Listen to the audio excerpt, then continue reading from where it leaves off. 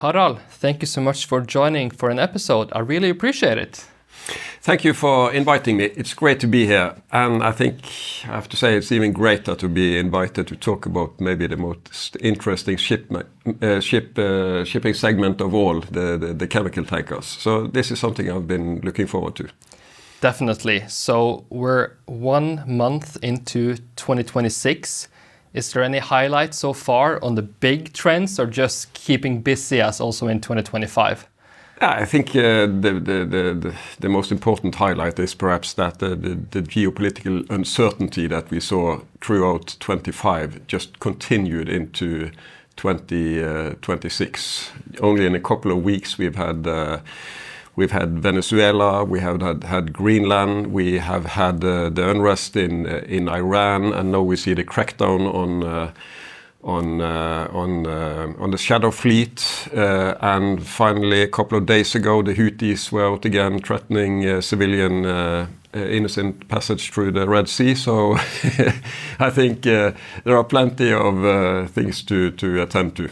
I know you probably don't have time to listen to all the Davos speeches, but anyone who stood out with a message, because it was quite busy and hectic in terms of who wanted to lay out the geopolitical tensions and also the roadmap out of it. Different perspectives. I think the speech of the Canadian Prime Minister was maybe the most impressive from that conference. What he said about compliant countries sticking together and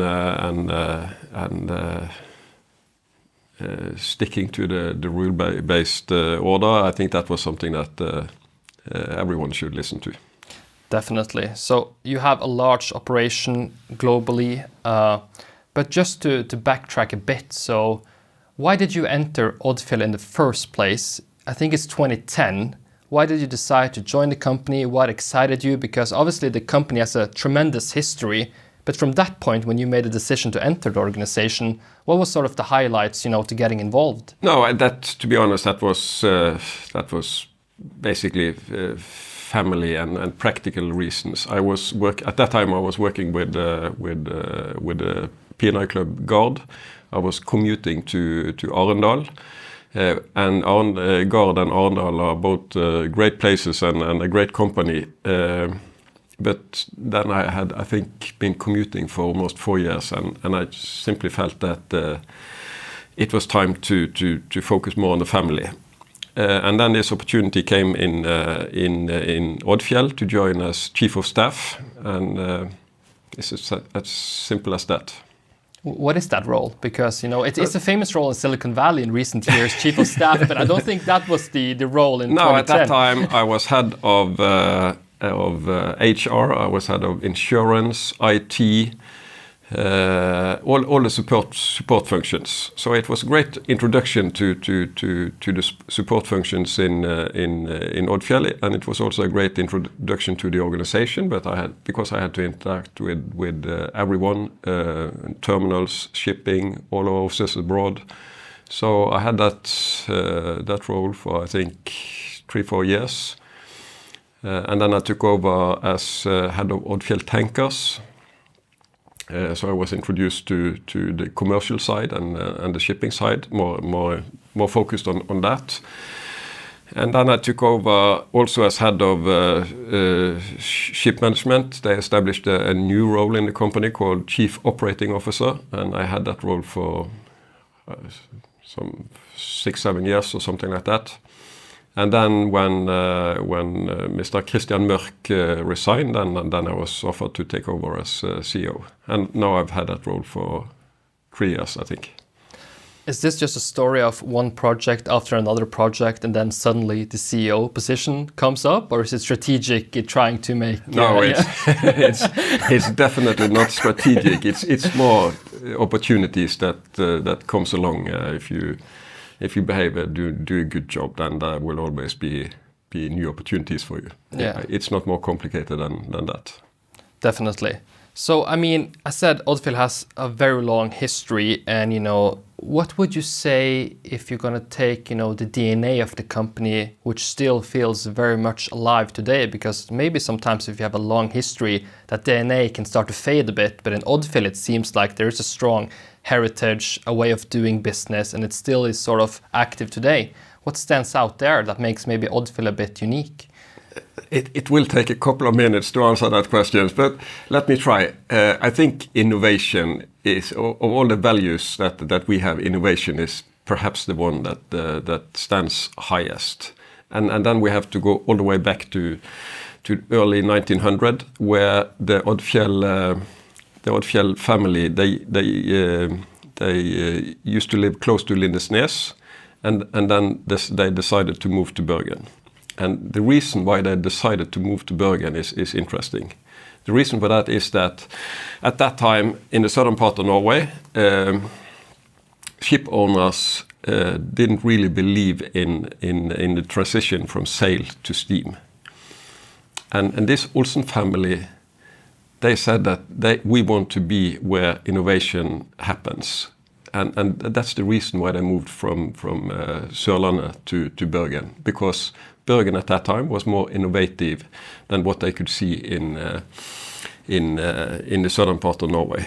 So simply because they wanted to be part of an environment that embraced the transition to steam, that was the reason why they moved to Bergen. And you see some of the same, because as most other ship owners in the southern part of Norway, they were transporting trees, timber. And that's the reason why you see so many tree names on our ships, like elm and lind and so on. It's because historically we were engaged in transporting timber. Then I came to Bergen, and the next huge transition was, I think, early 60s when Don Odfjell, one of the relatives, the son, he moved to New York to work there as a ship broker. And he saw that there was an opportunity within the transportation of liquid chemicals. Until early 60s, then chemicals were transported in drums on deck of ordinary cargo ships. And he saw that he could make this transportation more efficient if he built purpose-built chemical tankers. Jakob Stolt Nielsen, he had the same idea. They came back to Norway more or less at the same time. And Dan Odfjell Senior, he built the first so-called parcel tanker, a chemical tanker with fully segregated tanks. And that was in the early 60s. And that marked the transition from transporting timber to transporting liquid chemicals. And since then, we've built the first stainless steel chemical tanker. We've built the biggest stainless steel chemical tanker. We've built the biggest coated chemical tanker. So I think innovation is perhaps the highest ranking value of Odfjell. And maybe that's also the perfect segue to talk a bit about the green corridor you have announced between Europe and Brazil. Also, maybe for other shipping companies seems a little bit dangerous, cost calculated back home, but you're not afraid of being the first movers setting these projects to life. Can you just give a simple explanation of what is the green corridor, what's the idea, and where are we today, and what do we hope to build out of it? In many ways, this green corridor, where to our knowledge, we are the first ones in the world to actually establish a green corridor. And I have to add, it's not 100% green. It's 24% green. It's greenish. There are more than 100 initiatives around the world where companies and organizations and governments are trying to establish a green corridor. And there are plenty of obstacles there. First of all, is the cost of the fuel. You can have good intentions, but you have to find someone who's willing to pay for it. And the second one is availability of fuel. You have to bet on a fuel that is actually available. And that in many ways rules out hydrogen and ammonia, and partly also the e-methanol, because availability is so scarce that it's too early to try to bet on doing something with that today. And then you are left with the biofuel, and the most kind of concentrated biofuel that you can get commercially in Brazil today is B24, which is a blend. It's 76% fossil fuel and 24% biofuel. The cost is also interesting because we saw that so many green corridor attempts have failed because you couldn't finance the initiative. So we said let's lower the ambitions when it comes to the cost, and then we simply just shoulder the expenses ourselves, just to keep things going. And then we are still hoping that this initiative will hopefully make the ports involved, which are Rio Grande, Antwerp, and Rotterdam. We are in dialogue with them and trying to make the voyages more efficient. Because if we can increase efficiency on that particular trade, then we might be able to recover some of the additional costs for more expensive fuel. So we have hoped that the fact that we are doing this one-sidedly will stimulate to a more constructive dialogue on vessel efficiency. And then we have said to our customers, this is 100% shouldered by Odfjell. We will not increase the contract rates because of this, but what we are hoping is that they might be dedicating more volumes to our ships at the same price, so that they give preference to an Odfjell vessel simply because it's greener than our competitors. And then if we combine efficiency and utilization, then we are hoping that over time we will recover the additional cost. Very interesting. So if you want to build a more successful green corridor or scale it, do you think, the hard puzzle is, the fuel supply, getting your hands on it, or is it the cost, or is it, ports investments, gaps in infrastructure, or uncertain policy going back and forward?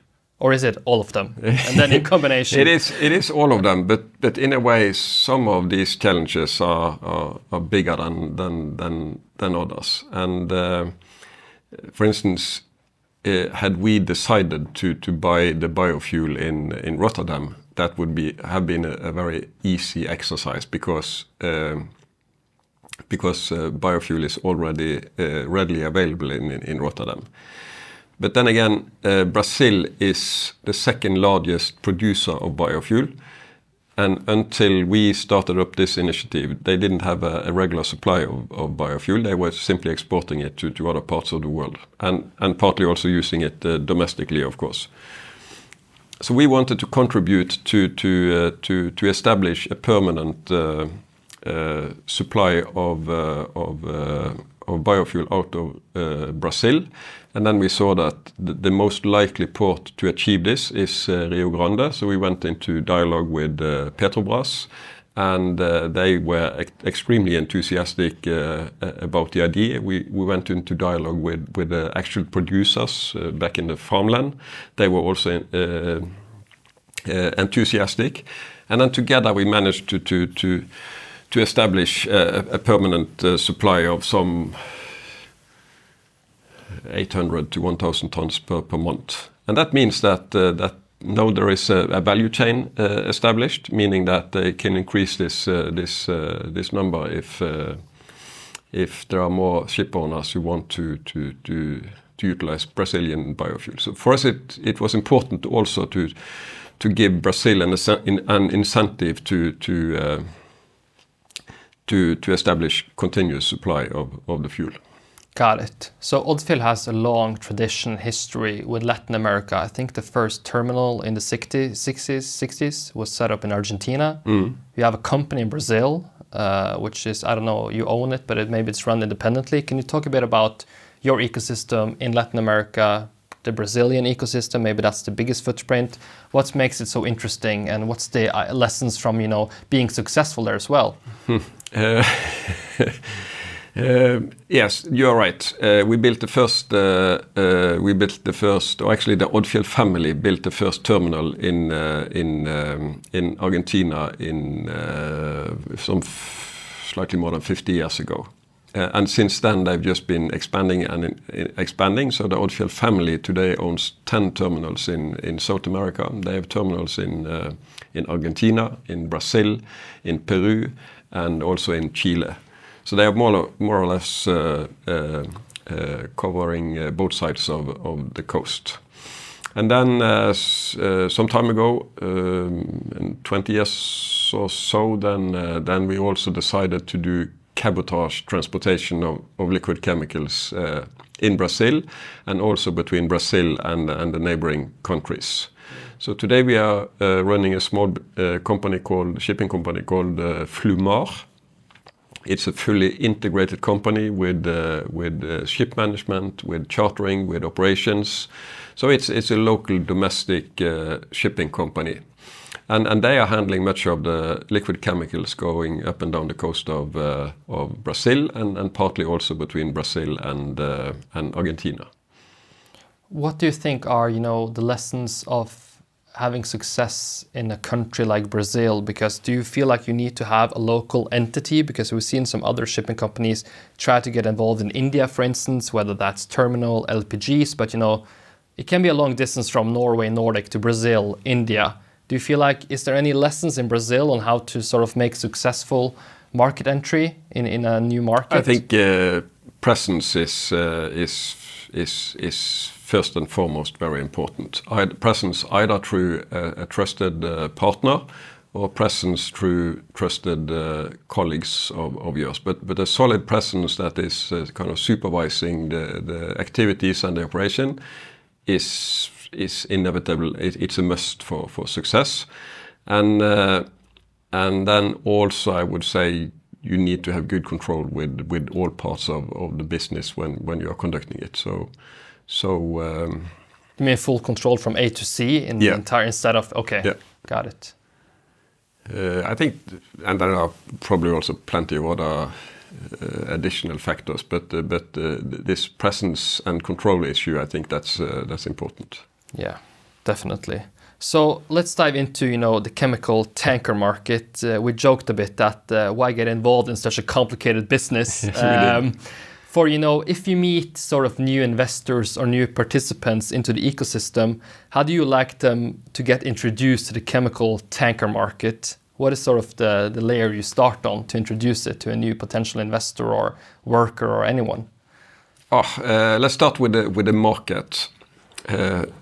First, you have to realize that 96% of all consumer goods need liquid chemicals to be produced. So it's almost impossible to imagine an industrialized production process that is not including liquid chemicals. The chemicals that we are transporting are going into absolutely everything that you can think of. I can almost guarantee you that you are now in contact with a product that has been produced by products being carried on board an Odfjell tanker. Our products, they go into of course agriculture. They go into food production, medicine production, electronics, car production, building material. The world would stop if the access to liquid chemicals was kind of cut off. And that means that we also have, in addition to simply having a market opportunity, we also have a responsibility for society to supply these products, and we frequently have dialogue with our customers when things are getting delayed.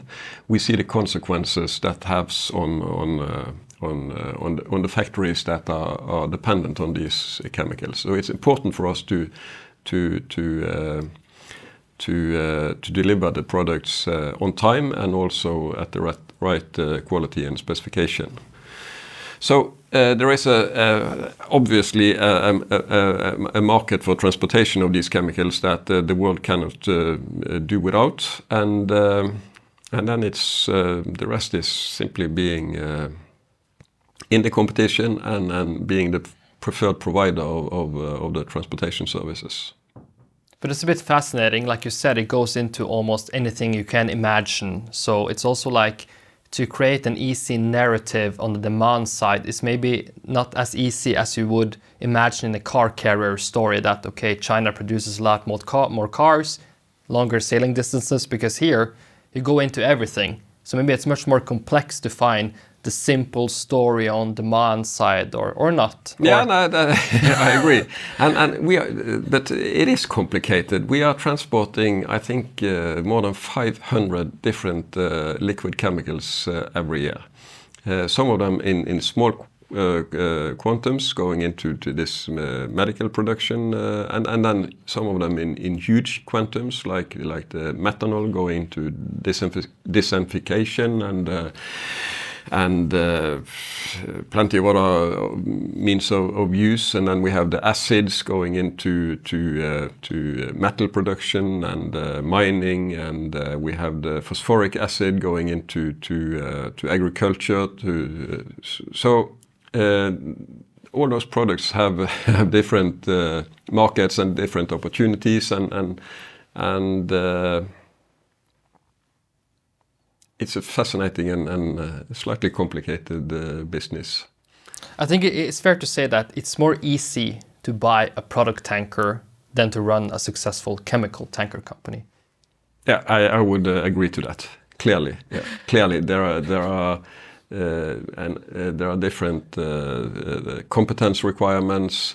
And those competence requirements is also, I would say, a barrier for entry for new operators. It's not, you can always become a chemical tanker owner, but you need someone who can actually make money on that vessel after you've bought it.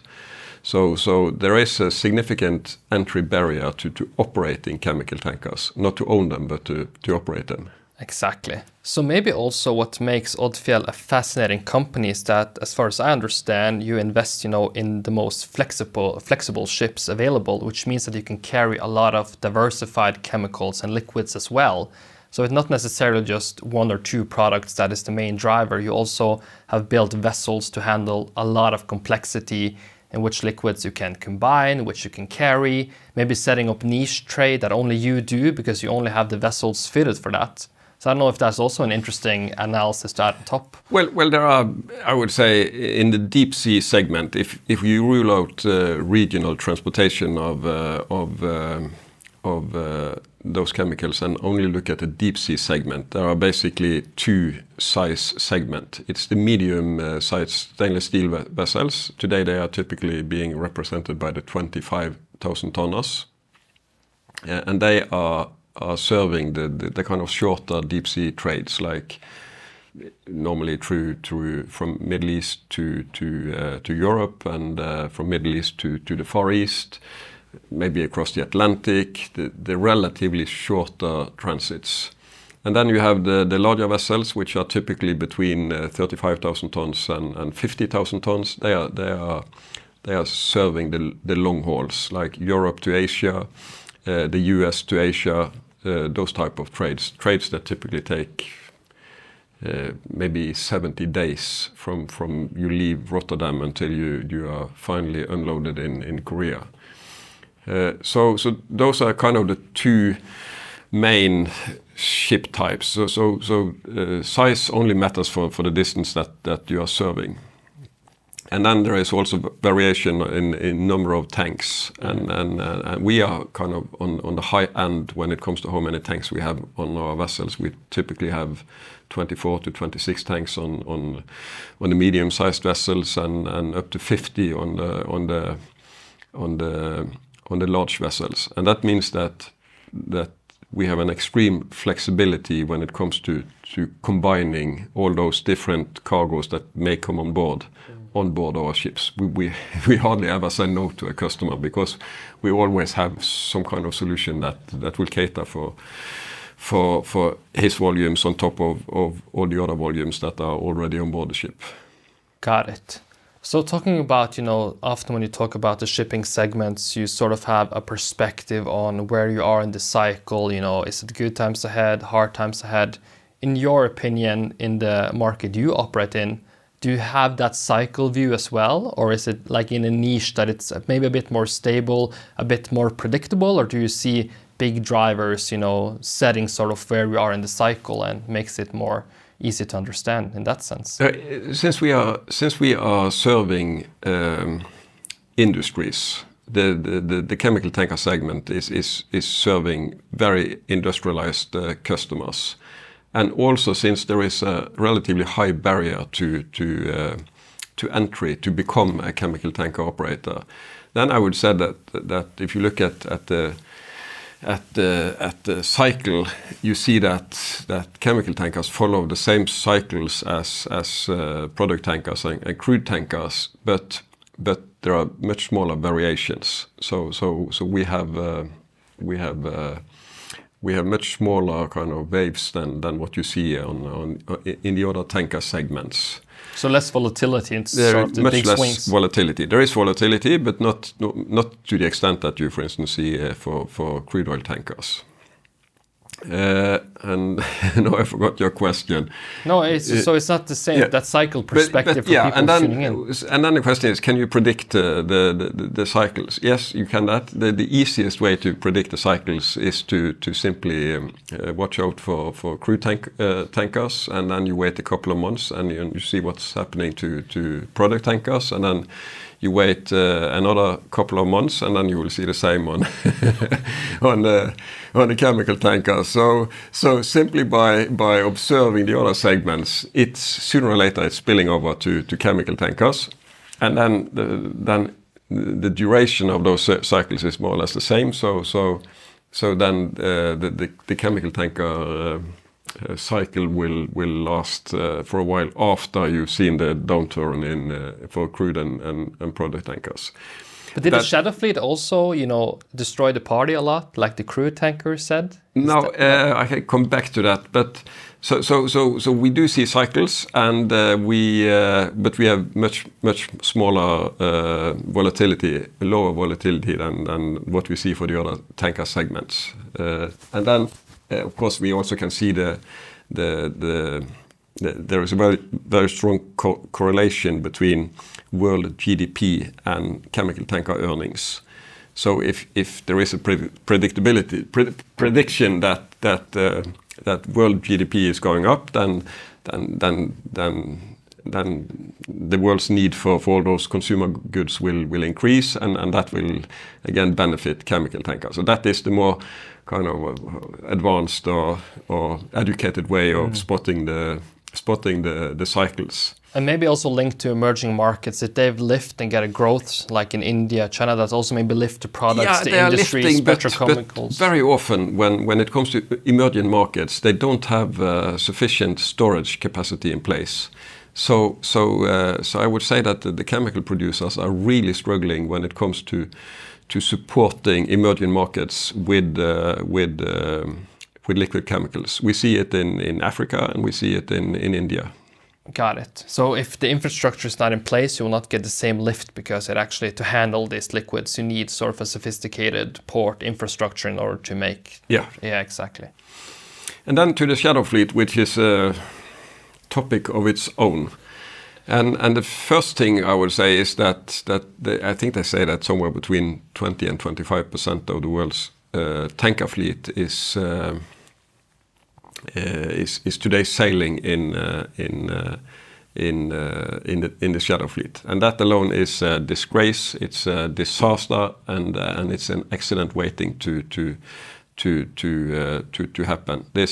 What we see that some ship owners are totally ignoring every possible rule of the sea is not good at all, and I think sooner or later this has to be seen as a major accident. It cannot continue.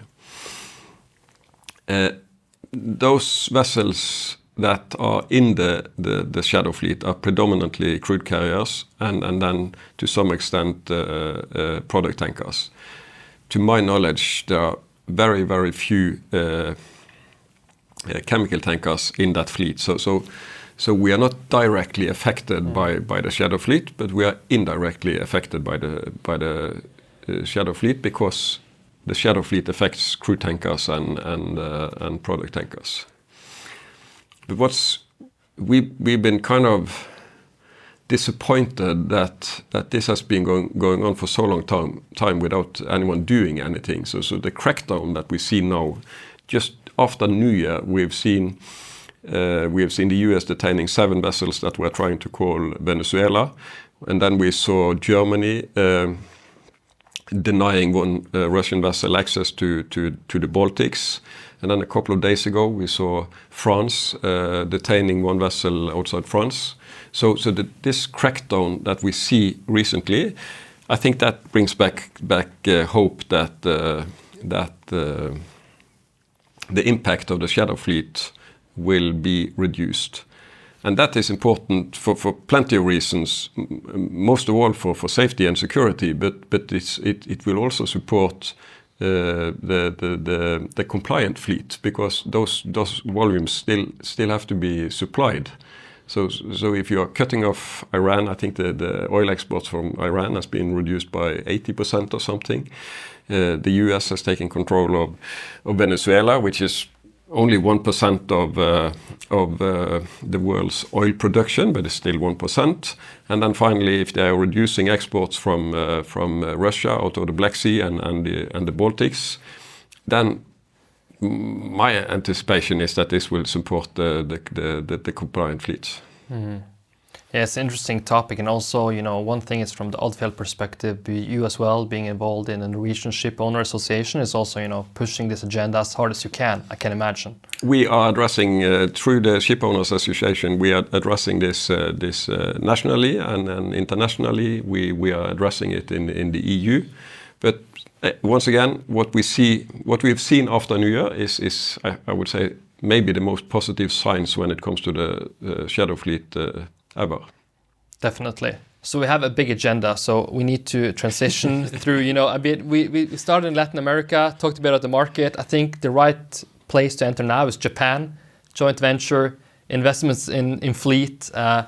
As far as I can understand it, we're talking about 10 new vessels, which adding a huge amount of capacity with state-of-the-art design. Tell us about this venture, why now the project, and what you hope to get out of it. We have been cooperating with the Japanese ship owners for more than 2 decades. So we've had relations to Japan for such a long time. And I think as everyone knows, it takes time to build trust in Japan. And we've seen that this trust has been growing, so meaning that we've got more vessels out of Japan, and which again ended with a cooperation agreement that we signed just before Christmas, where we formally have an agreement in place where we will cooperate with one of the world's largest ship owners, the Nielsen group, which is located on the southern part of Japan. And that means that all the chemical tankers will be sailing in the Odfjell pool through various arrangements. Some will be ordinary pool vessels, and some of the vessels will be on time charter to Odfjell.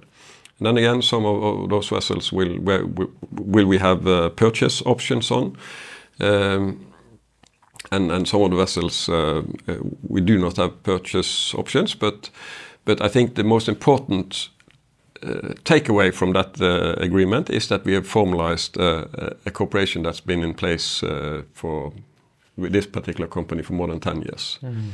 So it's a formalization of a very long relation between Odfjell and Japanese ship owners.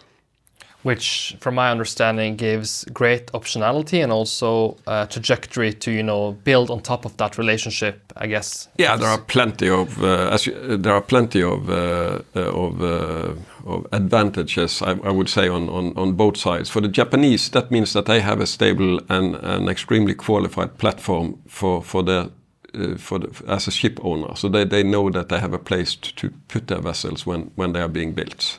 For us, it means that we have easy access to ships. It means that we don't have any capex because it's the Japanese ship owner that initially is funding the shipbuilding. And thirdly, it means that we have much more flexibility when it comes to this green transition and technologies for that. Because when we are taking a ship in today, we can maybe decide whether we want to buy that ship in 5 or maybe 8 or 10 years from now. So that means that we can postpone the decision on whether to go for methanol, LNG, ammonia, or if we see in 5 to 10 years that the world is different, then we can simply say that we don't want this vessel anymore. Yes. So you have the capability to adjust and be flexible as well. Yeah, we built in a significant amount of flexibility into our operation. Yeah. But I think it was quite funny. I think when we had this conversation on the phone, you said that you don't know any other shipping company who has been, sort of invested in that size and making those transactions in Japan, which is quite fun to have Odfjell being such a large, making vessels come into the market. And in the beginning, I wouldn't say that this was a strategy. It was more an opportunity, I would say. But after Trump came to power again, I would say that we are happy that we have relations to a country that has a stable political system, high quality, well educated, and so on. So today I would say that we are extremely happy with this relationship. And as you said, we will have 10 vessels delivered this year, and then we have another 10 vessels that will be delivered next year and the year after. So right now the order book in Japan is 20 vessels. I think also, maybe shipbuilding in itself is a complex endeavor. And then you take into consideration that, you had sort of this like spaghetti formation of pipes. That's and right. Then you're trying to decarbonize with suction sails and new technology. Is it too easy to say that it's a good thing the Japanese are building it because they're sophisticated, to understand high technology? Or are there other nations as well that could be able to build this as sophisticated? Or is Japan quality, top of Japanese the pot? quality is good. It's simple and it's working over time. So we are extremely happy with what the Japanese are delivering. But we shouldn't forget that it's only, I think, 13 years since the last chemical tanker was built at Kværner Florø in Norway. So we did have that capacity as well in Norway. And those vessels, they built 24 vessels, and those vessels are still the most sophisticated chemical tankers that has ever been built. The challenge was the cost. They were way too expensive. And today we've seen, of course, Norway disappear, we've seen Poland disappear, we've seen Spain disappear. So today there are basically only 2 countries left that can build a chemical tanker, and that is Japan and it's China. They do have some capacity in Korea as well, but that shipyard went bankrupt some time ago. And a roadmap to make shipbuilding great again in Poland and Norway? It's going to be too big of a topic to discover now? Or do you see anything that if you initiated project X and C, you could actually get shipbuilding back again? Or is that, macroeconomics, cost, It's solely a cost issue. If you build a ship 100% on commercial terms, then it wouldn't be possible, I think, to build that ship in at least in our segments west of Suez. So you mentioned in the beginning, the history roots, your relationship with Stolt Nielsen dating back. Can you share a bit how those companies intersect, if it's more than people would think, because huge companies in their own segments, in the same segment, but maybe some differences in strategies as well. But Stolt is a big investor in Odfjell, and maybe that can be for several reasons. I don't know if it's difficult to explain on the podcast, but can you share a bit about that relationship? Is it only friendly terms, or is it competitive? Is it inspiring, I pushing each other? I can assure you, it's clearly competitive. It's extremely competitive, I would say. Okay, extremely competitive. There are three major operators of chemical tankers in the world. It's Odfjell, it's Stolt Nielsen, and it's MOL in Japan. And there is fierce competition in every trade that you can imagine between those three operators. And I would say particularly between Odfjell and Stolt Nielsen. We are both Western ship owners. Stolt Nielsen is based in Rotterdam. And we are present in, I would say, all the same trade lanes. So we are every day competing about the same cargoes and the same contracts. So but that is also perhaps why we are evolving and why we continue to improve. Because of this competition, you have to be on your toes every day to make sure that you're not losing out. This reminds me of this famous story in Germany of, Puma and Adidas. I think they were like two brothers who created their each entity, highly competitive. This as well, West Coast, Norway, Bergen, two so successful companies. Quite incredible that you actually have, been able to build that. Yeah, and I'm glad you touched upon that, because Bergen is the chemical tanker capital of the world. There are so many offsprings from Odfjell's initiative, both on the regional side and also on kind of niches within the niche. So you have companies specializing in vegetable oils, in acids, in molasses, sugar products, and so on. So I think maybe more than 20% of the world's chemical tanker tonnage is controlled out of Bergen. It's a great... And that is also kind of building competence. We are improving each other. So it's good to be part of such a vibrant environment. Yeah, and like you said, the ripple effects that comes through that, competition can only create more opportunities, like you said, in the niches, environmental as well, right? So yeah, but also when it comes to insurance, we are using the same insurance company, so we are building competence on transportation of liquid chemicals in insurance. Cargo handling and claims handling and so on. You see the same when it comes to financing, that the Norwegian banks, they really understand our business, and then they are also willing to lend us money. Definitely. So another segment I wanted to cover a bit is leadership philosophy, decision making. I think you spent 10 years in the Royal Norwegian Army.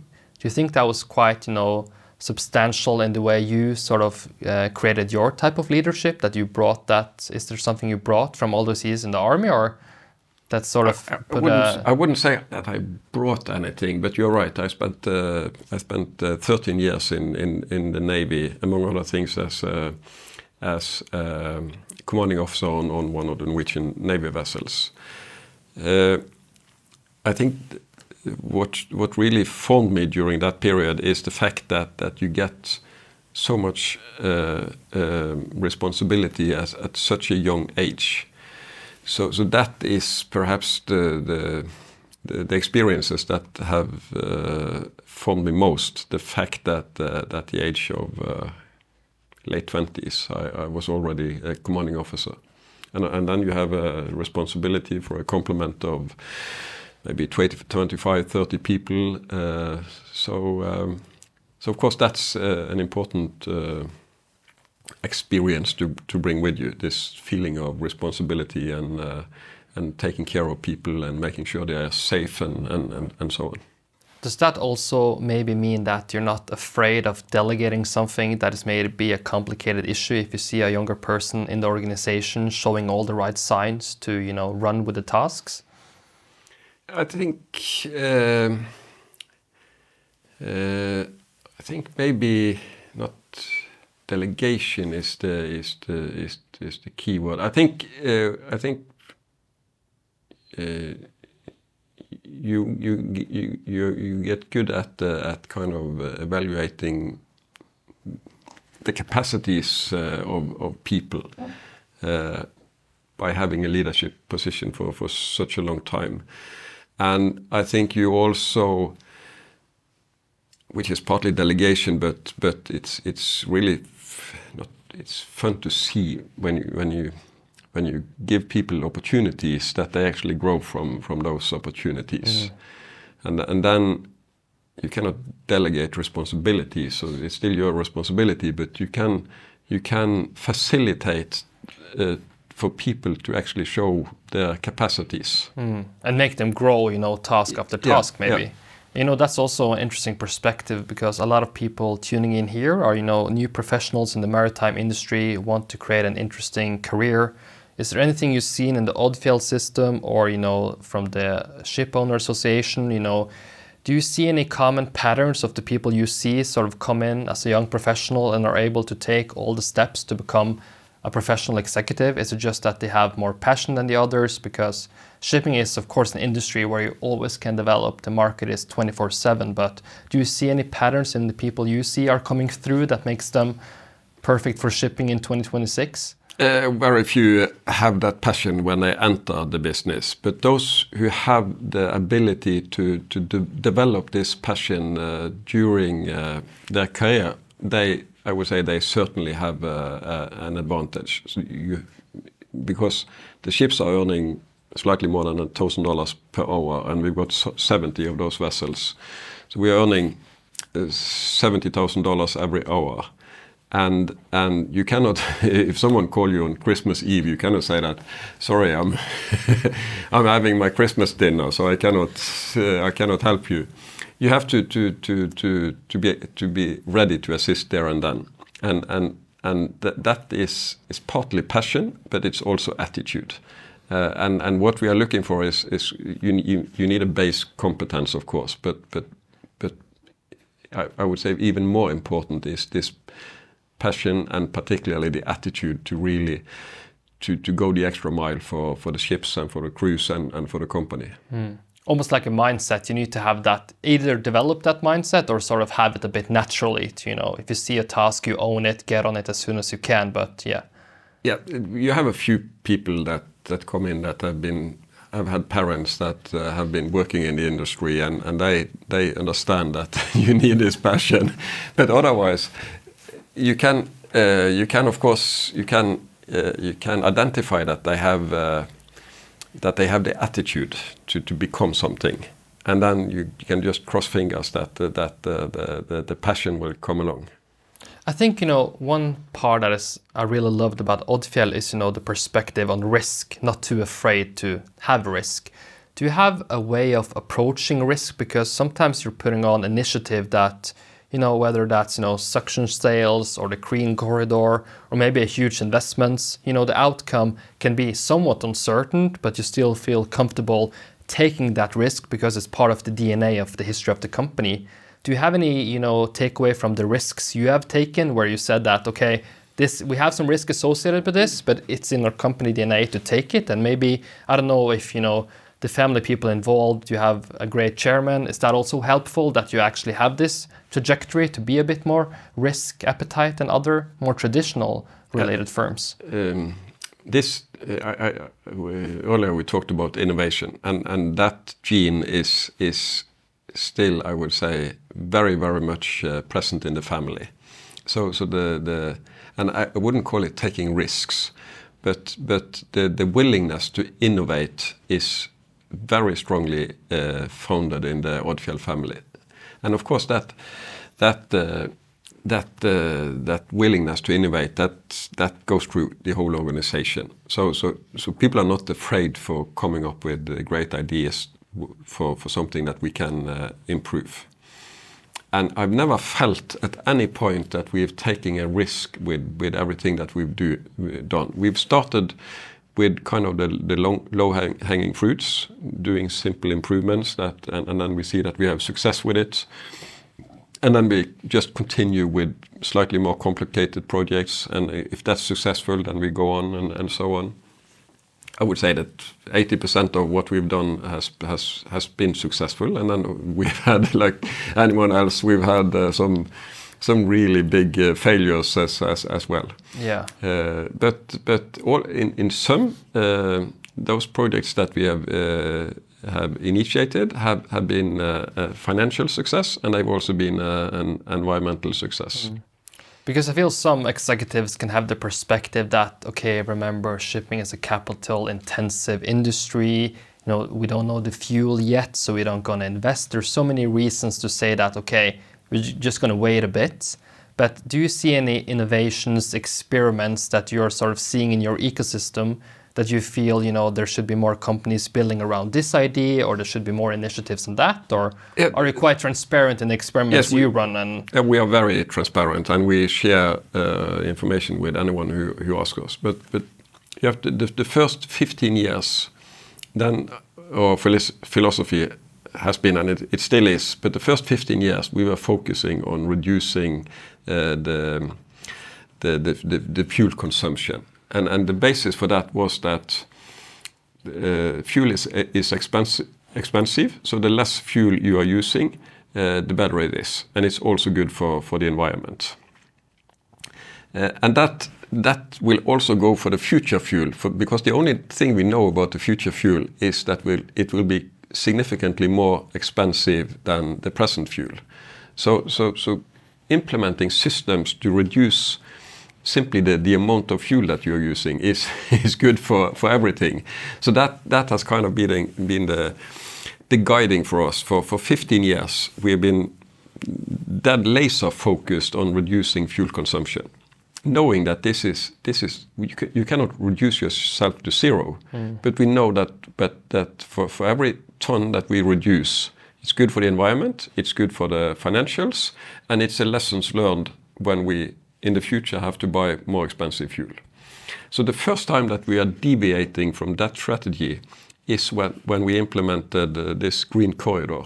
That initiative is also good for the environment. It's not so good for the finances, and we are no longer reducing the consumption.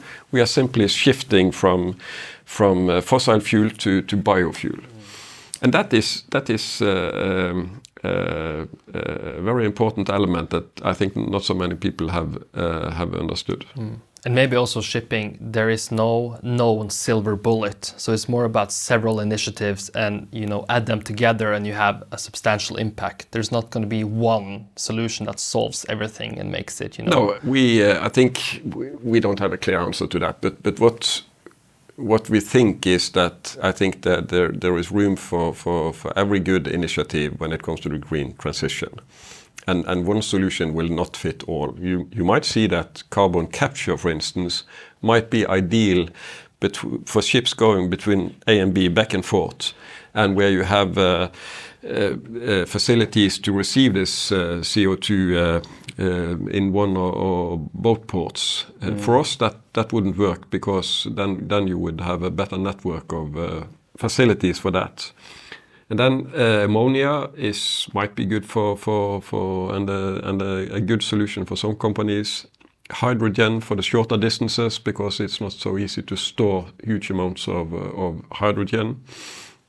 Batteries, we've already seen that it works well for the ferries and so on. I know they are expanding into other types of domestic and regional shipping business. So I think there will be solutions for all the good initiatives that are out there. Definitely. So if you're talking or thinking about the young professional again, trying to create an interesting maritime career, some advice on where to go. During this discussion, we talked about Brazil, Japan, Asia. Do you feel like if you can and have the chance as a young professional, go abroad as much as you can to learn culture, languages, how to do business? Is there any perspective like that you think will be fruitful if you're trying to get the skills and quality needed? First, I will say that you really, if you really want to kind of deepen your competence in a segment, it's absolutely recommended to grab those opportunities to see a new culture and a new country and see the business from maybe a different angle. And secondly, those who take those opportunities, they clearly have the passion and the attitude that we are looking for. So they don't only expand their own competence. They also confirm to us that they are willing to stay in this business. So the short answer is yes.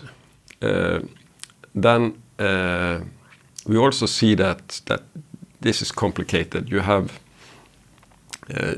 in most families in Norway, both people work, and you cannot force your spouse to give up the career simply because you have this opportunity to move to Brazil or Dubai or Singapore or Korea or the US. So I have zero problems understanding that this is a challenge, and I think the challenge gets bigger and bigger. The more children you get, the more grown up the children get, and so on. So if I could give one advice is to utilize this opportunity when you have the chance, because that chance might not come back. And another obstacle is the fact that the young people in Norway, they've been all over the world, so you cannot tempt them with like 2 years in Singapore. And the answer, I've already been there plenty of times, so it's not as easy to do the pitch as before. Maybe they've been seen it. It was much easier to do that pitching before. Fascinating. Yeah. Any new skills, or just like the usual, like AI, new technology? Do you see that there's a need to broaden your perspectives and knowledge space, or is shipping still shipping? The shipping is very much about learning by doing. So what we basically need is people who are trained in methodology, who knows methods, and that you get from most bachelor studies in all universities, and then if you do a master, you get even more training in methods. So method is important that people really understand. They need language skills, the more the merrier, and I think we are probably slightly more attracted by people who have selected some kind of maritime study, who have gone to maybe some of the few schools in Norway or in the UK, because that confirms the passion. If you have a standard bachelor or master degree from within finances, MBA, whatever, yes, you have the competencies and so on, but we get more uncertain when it comes to your dedication and motivation and passion for it. We don't want people that it's just another job. We want people who have been dreaming to work with this for 10, 15 years. Yeah. I think it's fair to say that shipping is to some extent also a bit of a craft. You have to learn how it all fits right. Perfect. So, we're running out of time, but some just quick rapid fire questions. Your favorite chemical? This is just a fun segment. It doesn't, yeah. I haven't had that. Never. That question before, so I'm not sure. I don't have a good answer. Maybe there are plenty of them. It's phosphoric acid because it goes into agriculture and it helps the world create more agricultural products. We have this fascinating product called propylene oxide, which is the last chemical before it has to be carried on a gas carrier. So it has to be carried. We have to cool it down to keep it floating, and then we have to keep it under pressure, and it goes into everything. Like the glass on your cell phone is made from PO, as we call it, propylene oxide. But it's not a favorite because it's so toxic and explosive. So I wouldn't call it a favorite. But then there are some people talk about glycols, like you're using it to wash the windows, but there are like 50 different qualities of it, and it goes into absolutely everything, and the whole segment is just you learn more every day when you are talking to your customers about all those strange products that they are producing. Best way to relax? Shipping is a 24/7 industry. I think you did a ski trip recently. Is that one way to sort of recharge, and is nature the best one? I haven't had a hobby for 40 years. Really? Shipping has been the hobby. It's 24/7. It's every day. It's every weekend. It's every vacation.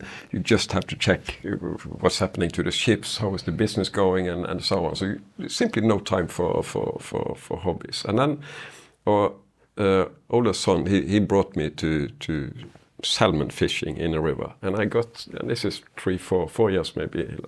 And since then I've been completely hooked on salmon fishing. Really? And not, I'm not occupied with whether I catch anything or not, but the feeling of standing there all alone in a river in the absolute middle of nowhere. There is no traffic, no sounds. It's just you and nature. And if you want to avoid getting this fly into your ear or your eye, you have to empty your head totally. So I think the only couple of hours when I really have an empty head is during those hours in the river. So that finally I have a hobby. Yeah, also. That's a great one. So just to wrap up, Harald, we've been through so many different topics, but if you just want to end, with one comment on sort of the chemical tankers or Odfjell ahead, is there anything you want to say that you're excited about in 2026, or is it just to keep building on these projects we have talked about, or just to end the conversation with what's interesting for you? I think what characterizes Odfjell is what we've been talking about for so long, the innovation, and that innovation goes into how we are approaching the green transition. It's also very much into how we are serving our clients and also how we are developing the fleet. So innovation is the key word when you look into our company. Perfect ending. Harald, thank you so much for taking the time. It was a joy to host you, and hope we can do it again in the future. So do I. Thank you very much. Thank you.